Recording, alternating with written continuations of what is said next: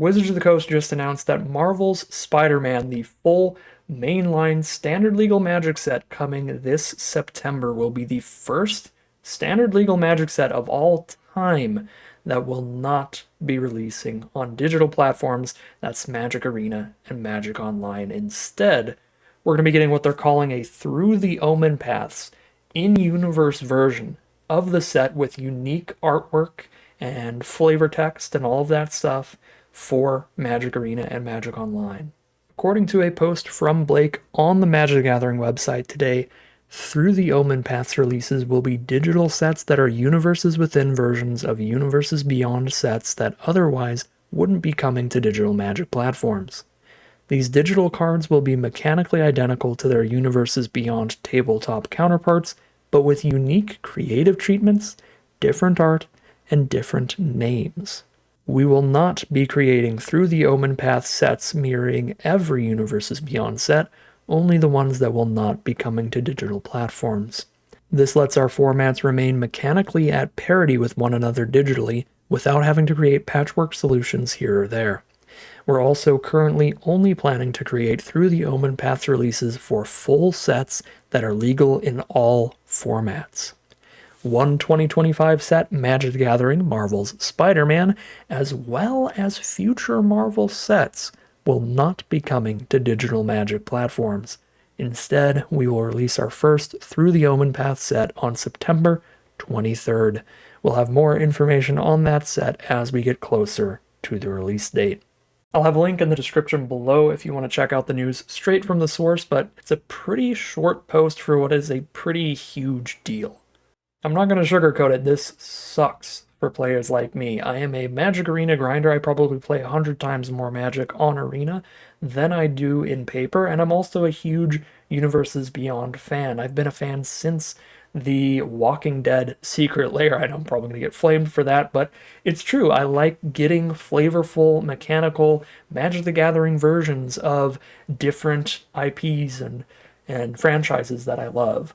And as somebody who plays almost exclusively Draft and Sealed, they work so well with one of my favorite parts about Draft and Sealed, which is the fact that we get a completely unique format, both mechanically but also flavorfully, every few months. So Universes Beyond just fits really well for a player like me because I already liked going from, Egyptian Mythos Amonkhet, drafting that all standalone. All I'm doing is playing with nothing but Egyptian-themed cards for Amonkhet, and then a few months later, go back to Dominaria. Now I'm just playing a bunch of Dominaria classic Magic lore cards.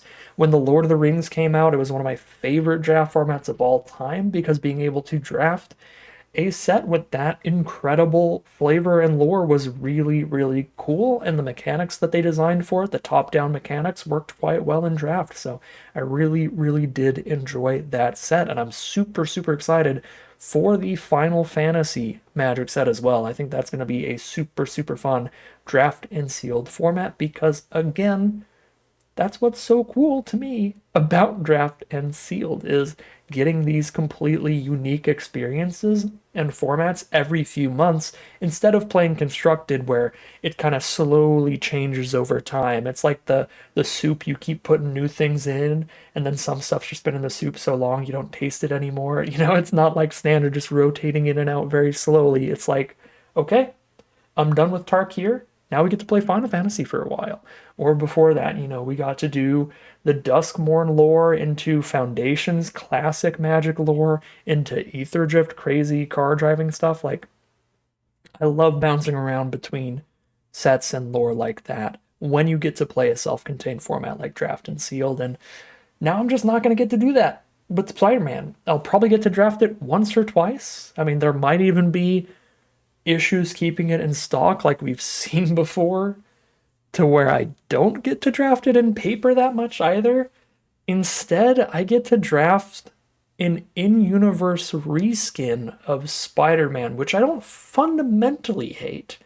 I wouldn't mind them making a whole set that's like Through the Omenpaths Masters for all of the different Universes Beyond cards that haven't got reprints because they're Universes Beyond that are rising up in price. Like, I wouldn't mind that at all. If it's just like a one-off Masters style set, those sets are already sets with lore from like all over the place. They could pull from all over the multiverse for like characters and planes and different settings that would fit well with all these random different universes beyond cards.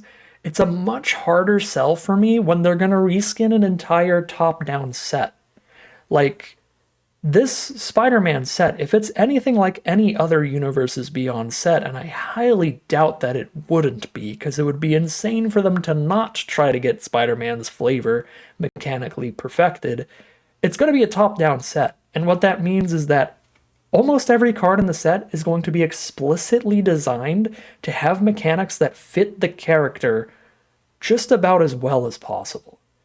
So, reskinning everything in the whole set, I don't see how they could possibly have this set's flavor or lore for the in-universes version be nearly as good as even a mediocre Magic set, because it's gonna be all over the place, and some of the cards are just not gonna make sense flavorfully. Like, maybe I'll eat my words and it'll actually be incredible, but I would be surprised if this set is not the worst performing set on Arena and online this year. Because again, the in-universes version, if you want to play in in-universes Magic set, just play one that was explicitly designed with that flavor from the get-go, right? Like, play Tarkir. They put so much work into the story, into the artwork, into so many different aspects of the set, and getting them to work well together. They have the mechanical gameplay design teams working with the flavorful story and writing teams to get sets like Tarkir to really blend well like that and be such a good, well-received set. And this, through the Omenpaths set, there's just no way. That's just not going to happen. It wasn't designed to have the Magic lore in the first place, so it's gonna be just all over the place. And I highly doubt they had nearly as many people to work on it in terms of making any kind of flavor and lore that makes sense at all, because it's a digital exclusive set. I don't know. I'm incredibly worried about this. I'm incredibly bummed about this. This also sucks as a content creator that I don't get to like clickbait the heck out of my drafts and be like, oh, I drafted Spider-Man, you know?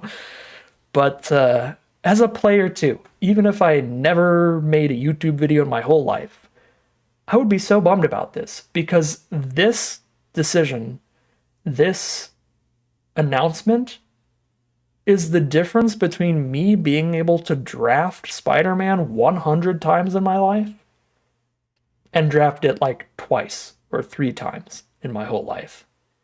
And that sucks. The other thing about it, I'm a somewhat competitive player. I'm not like a tournament grinder or anything like that. But as far as Magic Arena players go, I will play in the Arena Directs and Arena Opens and stuff. There's going to be no Arena Direct where you can win Spider-Man boxes now, because they can't put Spider-Man on the digital client. I mean, there's just going to be no Arena Direct for this through the Omenpaths thing, which sucks, because the Arena Direct series of events are the events where you can play a sealed event or a draft event of a specific set, and if you manage to win that event, you get a physical booster box sent to you. That is the only way I've acquired paper cards for the past couple of years now, is just by winning them on Magic Online. And I'm just not going to be able to do that for Spider-Man, which is a bummer. I do want to note really quick here, I have been saying a lot about how much this decision sucks and stuff. These are more the ramifications of Wizards deciding to make every Universes Beyond set standard legal. If it weren't for that, we could just like not have Spider-Man on Arena and online, and it'd be sad. But it wouldn't be the most massive deal ever. The fact that they chose to make them all standard legal when they knew they had licensing deals like this coming up, where they're not allowed to put it on the digital stuff, is insane to me. There are so many logistical things about this that are like, that suck. Like, the set's just not gonna be very cool, I assume. I could be wrong, maybe I'll eat my words. for the Through the Omenpaths version, so I don't think it's going to sell well at all. It's costing them tons of money to make all this artwork in the first place. You also have to get people making the flavor text, get the whole art design team to tell the artists what to make, get somebody on the team trying to do something to make the flavor somewhat cohesive. Like, this is a huge money sink for them for what's going to be a not well received set, I imagine. But they have to do it because it's standard legal. They can't not have Magic Arena and Magic Online have standard, because that's such a huge part of Magic's ecosystem. Being able to play competitive tournaments on Magic Arena and Magic Online, be it standard or explorer or modern and legacy on Magic Online, plus being able to test for paper events by playing digital Magic has been a thing that has mattered for a very long time. So they had to do it, and now testing for paper Magic on Magic Arena and Magic Online is going to be hindered, not infinitely, because you're gonna be playing with all of the same mechanically sound cards, but your like muscle memory and being able to look at a card and just know what card that is and what it does, that's not something you're going to gain at all from playing digital Magic anymore, because you're gonna practice for standard for months leading up to a tournament, get into the tournament, get ready to play, and all of a sudden your opponent plays Spider-Man and you're like, I don't know what card that is. You're gonna have to just go back to reading every single card anybody ever casts, because you haven't played with Spider-Man. You've played with Bob, the, I don't know, Spider King, whatever they end up calling him. It's wild. It's wild. I don't like to be super negative, but I'm going to assume this will be my least favorite article that has been released this year, my least favorite thing that has happened to Magic this year. This is an astronomical bummer to me, and I just had to get this off my chest. So here we are. I'm definitely rambling now, and I don't make this kind of video very often, so I have no idea if I got my point across well or anything like that, but I just wanted to vent, and so I vented today. If you've got opinions, thoughts on this thing, if you're excited about this, let me know, because that could be a thing too. I do want to go back rambling a little bit and mention that the one bright side of this, the one thing that's kind of cool about this is 100% confirming that they are very much ready and willing to make in-universe versions of Universes Beyond cards still, which is a big deal for a lot of people. So Universes Beyond, or Universes Within, which I guess will be Through the Omenpaths Masters, looks ever closer at this point. For anybody who sees all these Universes Beyond cards, doesn't actually like playing with them, and wants to play with Magic in-universe versions of like some of the most expensive ones that need reprints and stuff, this is a decent step in the right direction, even though it's entirely digital cards this time around. This is them dipping their toe in the water and saying, yes, we are willing to buy a bunch of artwork that is in-universe and make a bunch of in-universe versions of the stuff. So I would not be surprised at all if we actually do get a Through the Omenpaths set in paper at some point in the future, probably still a few years away. But I think that this is a really good sign for people who want that is something that could happen in the future. So that's the one bright thing here. That's the one silver lining. And that's exciting for Universes Beyond enjoyers as well, because it just means more reprints of very expensive cards. That's good for everybody. But, yeah. I don't know. I'm going to end the video now. Thank you for watching, especially because this is not my normal kind of video. And if you just want to see some more Draft and Sealed, we'll be back to that tomorrow. That is going to end today's video. As always, I'd like to thank my patrons and YouTube members for their support, as well as you for watching the video. If you enjoyed it and you're interested in seeing some more, you can always like, comment, and subscribe to tell the YouTube algorithm to send you some more in a recommended feed. If you'd like to catch me live, you can check out the Twitch channel in the link in the description below. If you'd like to support the channel directly, you can check out the Patreon link in the description below.